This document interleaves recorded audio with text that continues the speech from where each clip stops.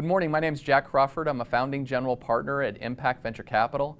We're thrilled today to open up with an Impact TV segment that talks about all things related to venture capital. We have a particular emphasis on corporate venture capital and how different groups are accessing innovation and investing in early stage companies. Today, I'm thrilled to be joined by Saman Farid from Baidu Ventures. He's the head of the U.S. investment team. Good morning from San Francisco. Good morning. Thanks for having me. It's great to be here. Yeah, we're excited to hear a little bit more about your background. Just to kick things off, maybe you could talk about how you entered the venture capital ecosystem, this exciting world of innovation and investing. I know you spent some time as the founder at Comet Labs, doing some things in the venture capital and sort of, venture capital plus a lab. And I know you spent about 15 years in China, but I'd love to hear a little bit more about how you entered the venture capital ecosystem. Yeah, sure. So, definitely by accident is probably the short answer. The long answer is, I started a couple of startups. And after I built my first company and sold it, I kind of had this itch to do something a little bit bigger. So I started a second company around kind of logistics and warehousing and automating some of the processes in trucking and distribution of goods. And then raised some money for that company and just kind of vastly underestimated some of the challenges in that market, and it totally crashed and burned. And so when I was after that happened, I ran off to Australia and I kind of licked my wounds and sat by the beach for a while. And one of my investors in my old in my old startup, basically invited me to join their team and help them look at some companies and help them look at AI.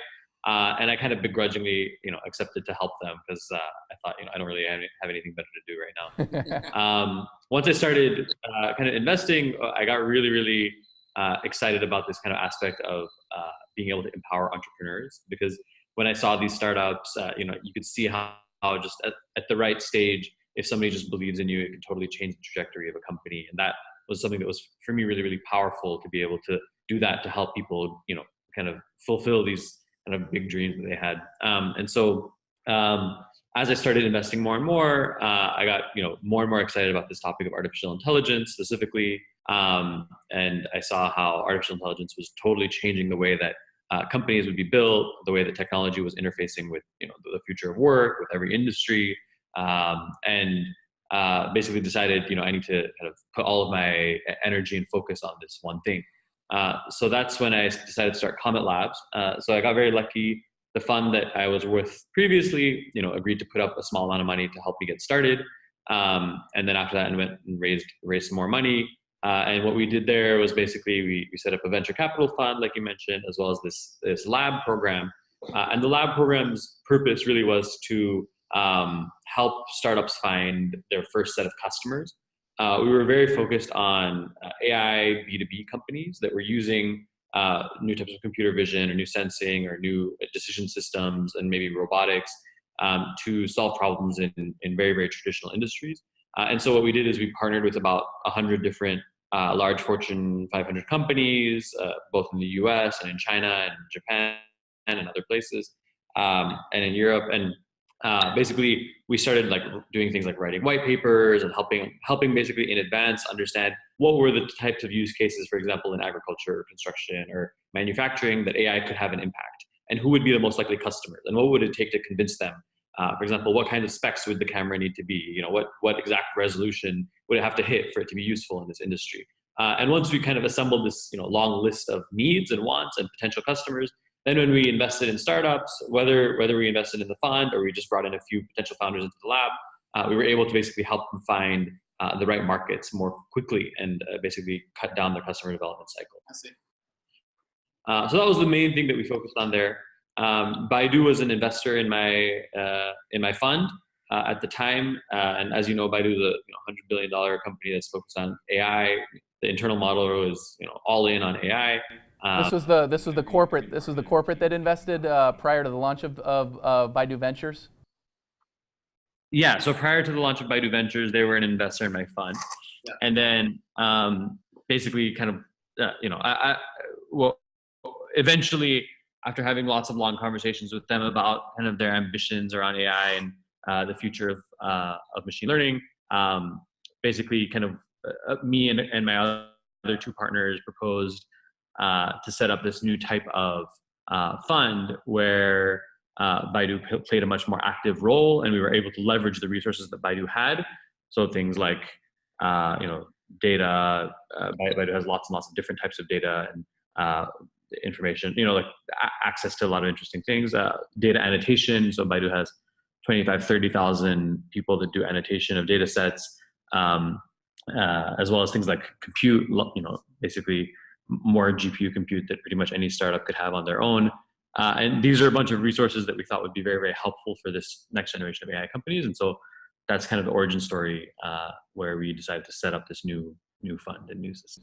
Yep, that's helpful. So Baidu corporate seems like a blend of Google, Apple, AT&T, some of the most innovative companies in the world. You're operating independently and separately with Baidu Ventures now. You described it in a quote that I saw of sort of feeling like your day job is operating inside a sci-fi movie. Can you talk a little bit more about sort of the independence of Baidu Ventures and some of the things? I mean, there's robotics and artificial intelligence and driverless vehicles. It's an amazing time to be alive with all these innovations. Can you just sort of speak about the independence of Baidu Ventures and sort of why your day job is a bit like a sci-fi movie? Yeah. So basically, our thinking when we decided to join forces with Baidu was really some of those unique resources that I had talked about earlier. And so what we said was, these are the types of things that can be game changing in the trajectory of a startup. If you are building a computer vision system, for example, we have a portfolio company that we're very excited about called Amp Robotics that sorts recycling. So if you're sorting recycling, basically the founding team was sitting there day and night annotating these images, and they don't have a lot of competition right now. But kind of we asked ourselves, if there were 5 other people working on this, what would be something that we could get help with this startup with that would help them become the absolute winners in this space. And this was one of those things that we realized that for example, if they had the ability to in a couple of weeks annotate 10 million additional images, more than anybody else, that would basically be absolutely better than anybody else. And so when we started thinking more and more of these types of resources, we decided we need a vehicle where we can actually provide these resources to these startups, but really be genuinely doing it for the benefit of the startups, not for the benefit of Baidu. And so the way we set up Baidu Ventures is it's a kind of traditional GP LP fund, where Baidu is the largest LP, but not the only LP. And we have other investors in the fund as well. And that allows us to really be answerable to all of our investors that, look, we're here for, we're making this fund for financial returns. We're investing in what we think are the best companies in the world in these spaces, regardless of whether there's a benefit to Baidu or not. If the companies we invest in end up partnering with Baidu, that's fine. If they partner with Alibaba or Google or Tencent, we're more than happy to help set that up as well. And we've, in many cases, been the catalyst of having that happen. But we're definitely not looking for things that Baidu can acquire in the future, or Baidu can offer as a complementary product or things like that. We think that that's great that lots of corporate venture firms do that. We just don't hold the belief that leads to finding the absolute best companies in the world. We're optimizing for a different thing. Google Ventures and Sapphire. Google Ventures and Sapphire Ventures both operate independently, but are sort of generally considered part of the overall corporate venture landscape. They're definitely focused on returns more than strategic value. Do you sort of put yourself in that category, or is there something that you're doing that's even different than those two sort of independent venture firms? I think the primary difference that we have from them is that we have outside capital as well.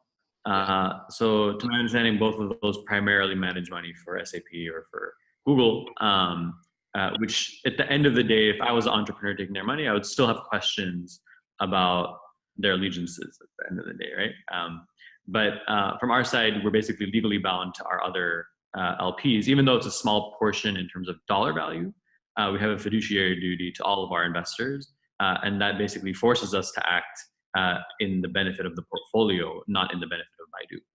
And our compensation is all based on carry in the fund and things like that. And so it's a very kind of straightforward system.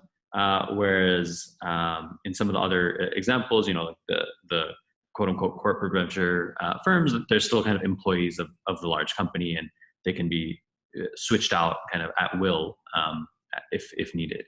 So I think that's maybe one of the primary differences. Sure. And how are you collaborating with the sort of the traditional VC community and the corporate venture community? How do you see yourself sort of fitting into the overall sort of ecosystem of investors, both with traditional VCs and corporate venture groups?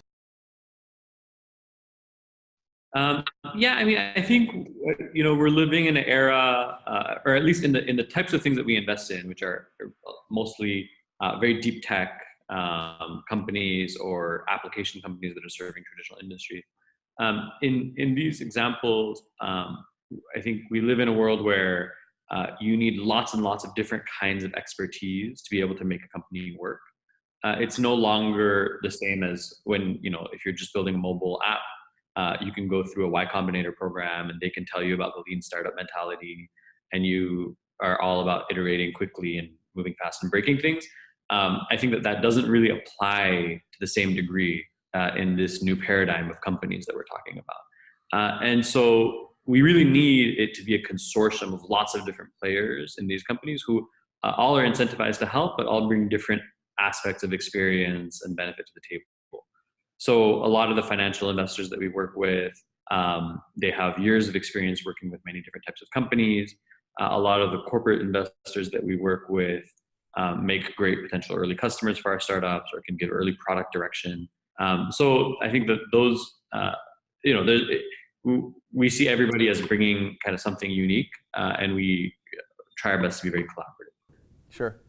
Let's talk a little bit about your investment thesis. Just sort of the basics of stage, sector, the style, leading versus co-lead versus following, board role versus observer role. Can you just sort of walk through at the high level, sort of, as you built out your model portfolio at BV, how did you guys think about stage, sector, and kind of your investment style? Yeah, I think to answer that question, a lot of it has to do with, I think, the background of the team. To be honest, none of us came from the private equity world. All of us are ex-entrepreneurs, pretty much, in one degree or another. And so just from that, it leads to this kind of personal preference in all of us to be working with companies as early as possible. We love the kind of adventure and the uncertainty and all of the types of challenges that are necessary in the early days. And I think in the later stages, what's required is people who are very good at building financial models and doing discounted cash flows and comparing the valuations. And that's just not really our skill set, to be honest.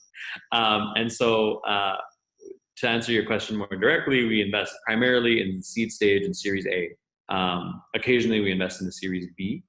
And when I talk about seed stage, I also maybe define it a little bit more. We really go as early as possible. So there's a lot of companies where basically we have a few EIRs that are, we think high potential founders, and we help them think about the ideas that they might start, actually help them start with a very small check initially to do some market testing and then do an actual seed round. So like we really go to the kind of first days of the company's birth. And then on the upper bound, we generally don't get involved past the Series B. So that's kind of our comfort zone. And then in terms of check sizes, we write checks kind of like I mentioned just now, as small as maybe 50K in very rare cases. But I guess a real investment for us typically is around 500K to $5 million. And then sometimes we'll go up to $10 million in very rare cases.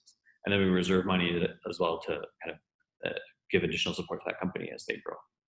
Can you talk a little bit about your preference for leading, co-leading, following, and sort of board role or observer role? What's the typical sort of way in which you engage with the entrepreneurial team?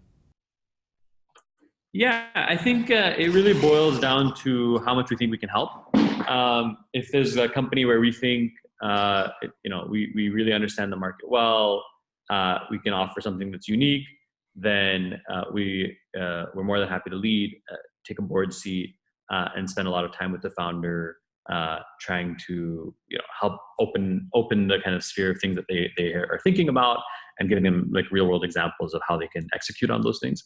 But there's also many companies where we don't feel that, for example, with their core business, we can be particularly helpful. Let's say a company that's working in the agriculture space, we may not be, world experts in agriculture. And so if there's somebody who is, we prefer to have them lead, and then we would follow and help with the AI aspect of things. So we would talk to the founders about how AI affects the world that they're going into. So it really kind of depends on how tightly bound they are to the kind of what we think of as our key thesis areas. Can you, just piggybacking on your comments, can you talk a little bit about the areas where you think you're well positioned to add value beyond capital? When there's that deal that looks like it's oversubscribed and you're looking to win an allocation in that round of financing, what's your value proposition to that entrepreneur about adding value beyond capital? Yeah, I think really, again, it's hard to answer that generally because it's different for every company.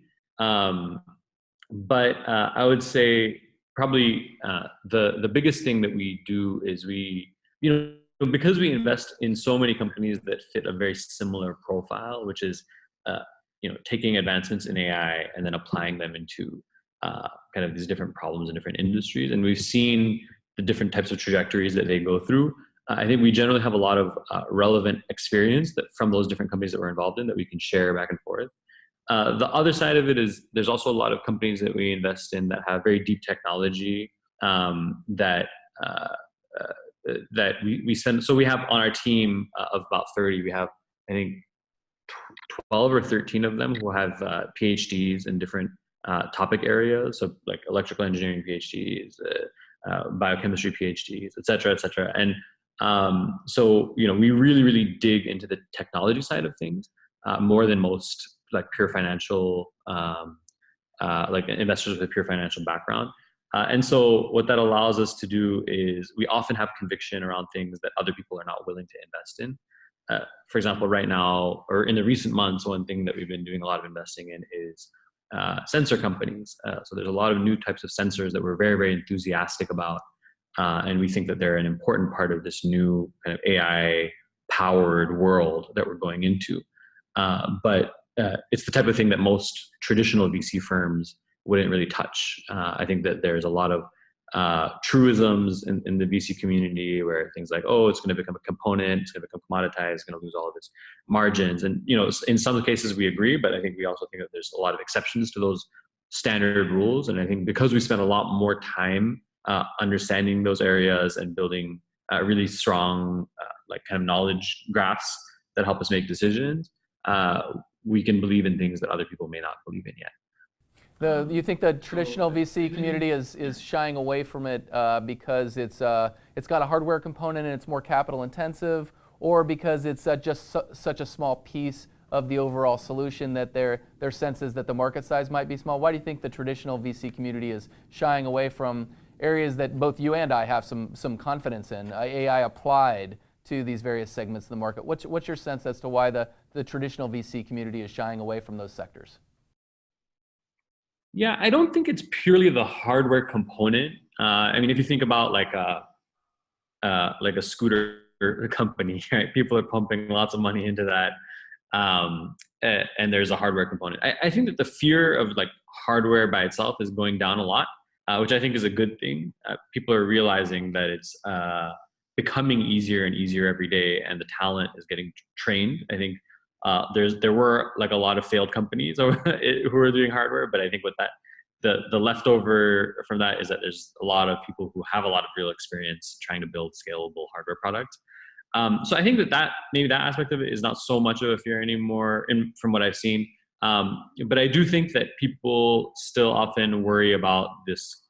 I think people are more comfortable making investments in full stack companies that build some technology platform, as well as the services on top of it, as well as the solution, like where they integrate a lot of different technologies. And in some cases, we definitely agree with that thesis, but we still think that there's a lot of opportunities for a very like wide range of deep technology companies. And I think when we think about companies like Intel, they were born during this transition from transition to the kind of the PC era. And when a new class of devices is born, the possibility for new suppliers to that class of components exists. And I think the same thing happened during the mobile revolution. There's a whole series of suppliers of quote unquote kind of components that really were born when this new class of devices started to get mass adoption. And we think that there's many, many new classes of devices that are going to come during this AI era. And then there's a lot of people who are going to be supplying those companies that also will gain scale and become very large. Sure. So for the entrepreneurs out there that are operating in those industry sectors or looking at artificial intelligence as it applies to significant segments of the market, what's the best way they can approach you? What's your preferred method of contact? Do you like when they're referred in from other investors? What's the typical sort of sourcing strategy for you and your preference and recommendation maybe for entrepreneurs who are watching this? Sure. I mean, we definitely look at inbound stuff coming from every direction. There's companies we've invested in that were a cold email on LinkedIn, or that we met in an, or there's a company I'm invested in that I met just randomly at a coffee shop. So like I think that the referral side of things is not a must-have for us, because what we found is that those who come through referrals generally are already part of the ecosystem, and they're already in this world. Whereas we think there's a lot of really, really great entrepreneurs who are outside of this world, outside of the kind of traditional Silicon Valley circuit, whether that's geographically or culturally or personally, or they just for some reason or another haven't been they may not be able to very easily find a referral from somebody that I know. But of course, the referral is great as well when there's somebody that I know and trust who comes with an additional a reference point or data point for me. We just take that as an additional data point. But each entrepreneur that we talk to, we evaluate on their own. Yep. The Impact TV team here is telling me we have just a few minutes left. So if you don't mind, I'm going to rapid fire through just a couple of remaining questions as we wrap up here. Does that sound good? Perfect. Great. So quickly, how many new investments roughly will Baidu Ventures make in the next 12 months? Roughly 50 to 60. Okay, pretty active. And we're not going to hold you to it, but any bold predictions or sort of major trends that you envision just in the next 12 months, maybe as it relates to the AI space, given that you've got deep expertise there? Yeah, definitely. I think we're going to see a lot of new companies that are either building much more vertically integrated businesses. For example, a company that's using AI and different types of technologies to not just sell equipment to a farm or to a construction site, but to themselves become a construction company, or themselves become an AI agriculture, like a farm or a distributor. That's one. I think we're seeing kind of the startups right now need to kind of go in two extreme directions. One is either they become vertically integrated, or on the other side they become very, very deeply technical and spend a lot more time, basically putting their head underground and working just on their technology for maybe 3 years or 5 years, and then building something really meaningful that is drastically different. I think a lot of these companies that are somewhere in between will start to struggle more and more in the next few years. Yep. I'm going to follow those two professional questions with a couple of personal questions, if you don't mind. I've been researching sort of optimizing human performance and sort of how people are sort of starting their daily routines to optimize their ability to produce professionally and in life throughout the rest of the day. I was curious, is there anything that you do to sort of, as a morning routine or something that you do to sort of set yourself up for professional success each day? I think the easier answer are things not to do, which I often do, which is to spend time on my cell phone, start answering emails as soon as I wake up. That's definitely a recipe for disaster. I found, yeah, I mean, I think personally, I'm very lucky to live in San Francisco where there's a lot of natural beauty. So I started trying to go, for short hikes in the morning or something like that, spend some time meditating and just walking and reading. And that really has helped me basically feel a lot more productive during the day. Great, thanks for that. The last question, your favorite sort of blog, online publication, any other periodical, what's your podcast? Do you have a favorite? Yeah, there's a lot of different ones that I really enjoy. The first one that comes to mind is the Ezra Klein Show. I really love the podcast that he does, the types of topics that come up and the depth to which he asks questions. Especially I like it because a lot of the conversations are outside of the kind of tech world and tech community. And I think we really need a lot more of that interaction between kind of technology and the outside world.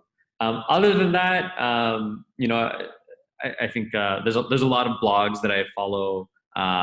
Fred Wilson's one is always great. I love kind of going back in time and reading some of the stuff that he's written. There's a lot of great. Jack Clark from OpenAI has a newsletter that I subscribe to that I really enjoy reading. Matt Levine has a newsletter called Money Matters, which is also more about the finance world, but also very interesting every day. So there's a kind of wide range of stuff that I enjoy consuming. That's great. Saman, thanks so much for spending some time with us this morning. We look forward to continuing to collaborate with you over the next year and maybe recruit you back for another interview in 6 months or a year. But thanks so much for spending time with us this morning. Thank you too. Thank you for setting this up. It was wonderful to learn from you and share ideas.